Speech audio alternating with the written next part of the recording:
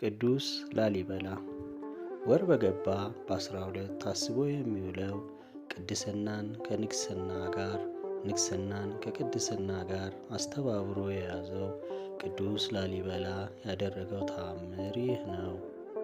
ከዕለታት በአንድ ቀን ቅዱስ ላሊበላ እራት ሊበላ ሲዘጋጅ እንዲህ ሆነ።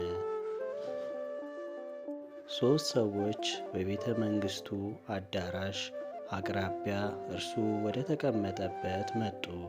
እነዚህ 3 ሰዎች አቤቱ ጌታችን ምንበላው ስጠን፣ ዛሬ የምንበላው የለንምና ብለው ለመኑት። አንዱ ይህን ባለው ጊዜ ቅዱስ ላሊበላ ሊጎርስ በእጁ የያዘውን አንድ ጉርሻ ሰጠው። ሁለተኛውም እንደዚያው ለመነው፣ ለእርሱም ሁለተኛውን ጉርሻ ሰጠው። ሦስተኛውም እንደዚያ ለመነው፣ ሦስተኛውንም ጉርሻ ለሦስተኛው እንዲሰጠው ረዱን አዘዘው።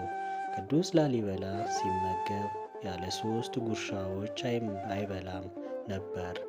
3ቱም ፍጹም ተሰጠ።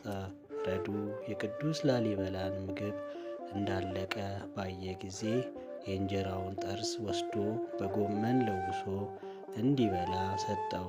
ቅዱስ ላሊበላ የበላው 3ቱን ጉርሻ ለተቸገሩ ከሰጠው በኋላ ሌላ ጉርሻ እመገባለሁ ብሎ እምቢ አለው።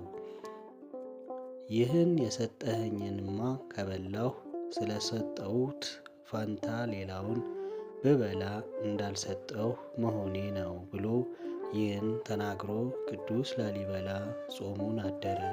ይኸውም እግዚአብሔር ቃል ነው። ከራሳችሁ ይልቅ ባልንጀራችሁን ውደዱ የምትለዋን በሐዋርያው አንደበት የተነገረችውን ቃል ፈጽሟታልና። ይህችውም ቃል በቅዱስ ላሊበላ ተፈጸመች። ራሱ ተርቦ ሌሎችን እንዲያጠግብ፣ ራሱ ተጠምቶ ሌሎችን እንዲያረካ ጌታ በወንጌል ስለ ጽድቅ የሚረቡ የሚጠሙ ንዑዳን ናቸው፣ እነሱ ደስ ይሰኛሉ ይጠግባሉም እንዳለ ማቴዎስ 5 ተናግሯል። ይህችንም ቃል ለመፈጸም ቅዱስ ላሊበላ እርሱ የሚበላቸውን 3 ጉርሻዎች ሰጠ። ንጉሥ ሲሆን የሚሰጠውን አጥቶ አይደለም፣ በእግዚአብሔር ዘንድ ዋጋ እንዲያገኝ ምግቡን ሰጠ እንጂ። ከዚህ በኋላ ለ3ቱ ሰዎች ረዱን ሌላ የሚበላ የሚጠጣ ተራቁተውም ሲያይ ልብስ እንዲሰጣቸው አዘዘው። አገልጋዩም ረዱም በወጣ ጊዜ እነዚያ 3 ሰዎች ወደ ሰማይ ሲያርጉ አያቸው። ወደ ገብረ መስቀል ቅዱስ ላሊበላ እንዲጎበኙት ቸርነቱን ለመፈተን የመጡ መላእክት ናቸውና። ጌታችንም እንግዳ ተቀባዮችን ራሱ እንግዳ ሆኖ ይጎበኛቸዋልና ከአብርሃም ቤት እንግዳ ሆኖ እንደገባ ዘሩንና እሱን እንደባረካቸው ቅዱስ ላሊበላ በዘመነ መንግሥቱ ከ3ቱ ጉርሻ በስተቀር ሌላ አልተመገበም፣ ከአንዲት ጽዋ ውሃ ሌላ አልጠጣም ነበርና።